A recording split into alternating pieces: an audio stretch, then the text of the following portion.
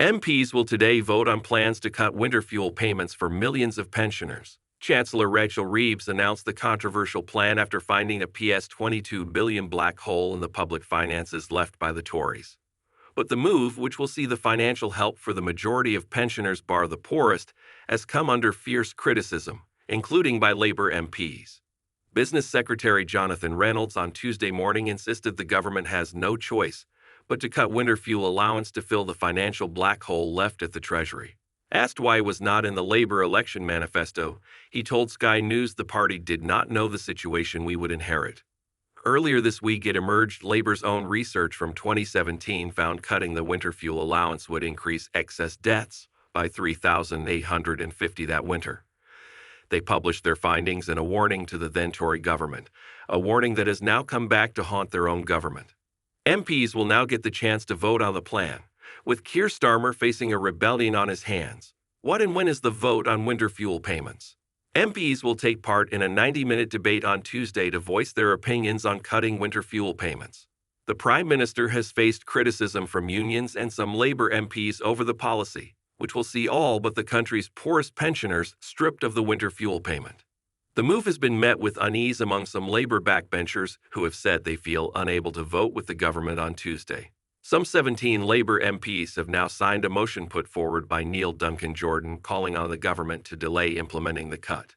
The motion has also been backed by 6 of the 7 MPs who lost the party whip in July after voting against the King's speech over the government's refusal to abolish the 2-child benefit limit. What does the vote mean? As many as 50 MPs could take a stand against the move in a Commons vote as union leaders urged the government to change course. However, with such a massive majority in Parliament after its huge election victory, Labour should be able to see off any unrest. It means the cut is likely to go ahead for pensioners as the government is unlikely to be defeated, even if there is a rebellion from some Labour MPs. Potential rebel MPs will also be nervous about being punished after the party removed the whip from those who rebelled over the 2-child benefit limit.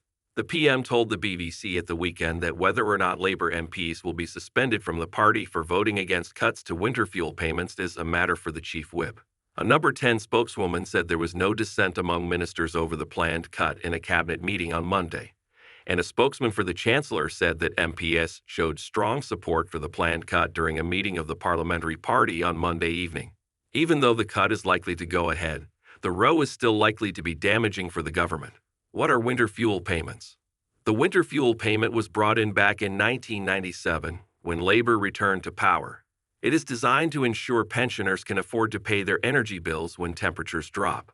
Under the current rules, winter fuel payments are available to everyone in England, Wales, and Northern Ireland who is over state pension age, regardless of your income. The exact date changes every year, but most recently, this included those born on or before September 24, 1957. How are winter fuel payments changing? If you live in England or Wales, you'll only be able to get a winter fuel payment from now on if you're over state pension age and receiving one of the following benefits: income support, income-based job seekers allowance, income-related employment and support allowance, pension credit, universal credit. How much you'll receive in winter fuel payments won't be changing. They will still be worth up to £300 depending on your circumstances. The update means around 10 million fewer pensioners will be able to claim winter fuel payments. At the moment, around 11.4 million qualify, but this will be reduced to 1.5 million who meet the criteria. The move will save the Treasury around £1.4 billion this financial year. Keir Starmer said he recognized that scaling back the winter fuel payment was a really tough decision, but said Labour must secure the foundations of the economy as he faces a potential backbench revolt over the plans. He added, "If you're asking whether I recognize it's a tough decision, I absolutely recognize the tough decision. If you're asking, would I want to make this decision, the answer is no. But I did not want to inherit a £22 billion black hole, and I'm not prepared to walk past that."